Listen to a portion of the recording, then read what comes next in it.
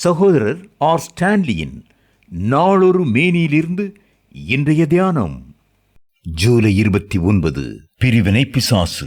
சாத்தானின் தந்திரங்கள் நமக்கு தெரியாதவை அல்லவே. 2 கொரிந்தியர் 2:11. கணவன் மனைவிக்கு இடையில் என்றாலும் சரி, பரிசுத்தவான்களின் நடுவில் என்றாலும் சரி, சமுதாயத்தில் என்றாலும் சரி, உறவு பிரச்சனைகள் யாவற்றிற்கும் மூல காரணன் சாத்தான் தான். பொய்யனும் பொய்க்கு தந்தையுமான அவன் இல்லாத ஒன்றை நம்பும்படி மக்களை ஏவி அவர்கள் எதை பார்த்தாலும் யாரை பார்த்தாலும் சந்தேகிக்க செய்கிறான்.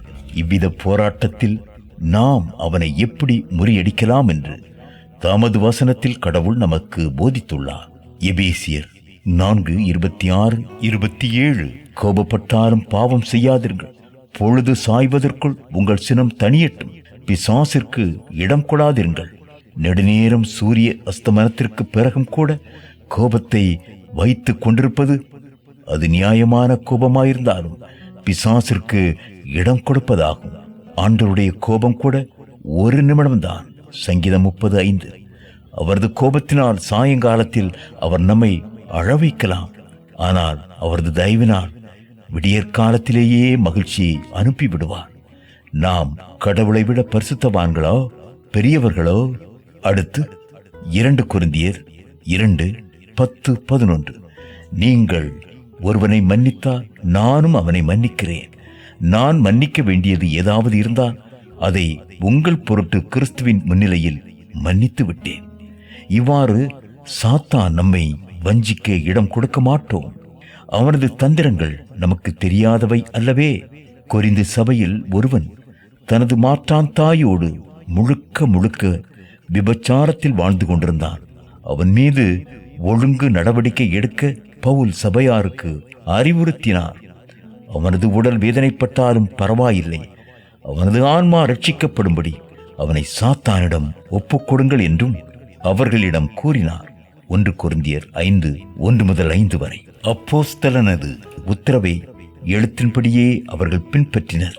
ஆனாலும் பவுலுக்கிருந்த தந்தையுள்ளம் பாவம் செய்த அவன் அதிக துக்கத்தில் அமிழ்ந்து போவதை காண சகிக்காது விசுவாசிகள் தங்களது அன்பை மனம் திரும்பி அவனுக்கு மறுபடியும் காட்ட தாமதித்திருந்தால் சாத்தான் அந்த சந்தர்ப்பத்தை தனக்கு சாதகமாக்கி இருப்பான். 2 கொரிந்தியர் 2:6-7-8 வசனங்கள். அடுத்தது, சத்தியம் பிரிக்கத்தான் செய்யும். சமாதானத்தை அல்ல, பட்டயத்தை அனுப்பவே இயேசு வந்தார். கிறிஸ்தவ வட்டாரங்களில் மிகவும் தவறாய் பயன்படுத்தப்படும் வாசகங்களில் இவை சில. சபைகளில் பிரிவினை உண்டாக்குவோர் இந்த வாசகங்களையே சொல்லிக்கொண்டு தாங்கள் செய்வது சரி என்பர். நாம் சத்தியத்தை பேச வேண்டும் என்பது உண்மைதான், ஆனால் அதை அன்பினால் பேச வேண்டுமே. எபேசியர் 4:15. மட்டுமல்ல, இயேசு குறிப்பிட்ட பிரிக்கும் பட்டயம் என்பது அவரது பிள்ளைகளுக்கு நடுவே அல்ல, கடவுளின் அழைப்பிற்கு கீழ்ப்படிய விளைபவர்களுக்கும் அதை எதிர்ப்பவர்களுக்கும் இடையிலேயே செயல்படும்.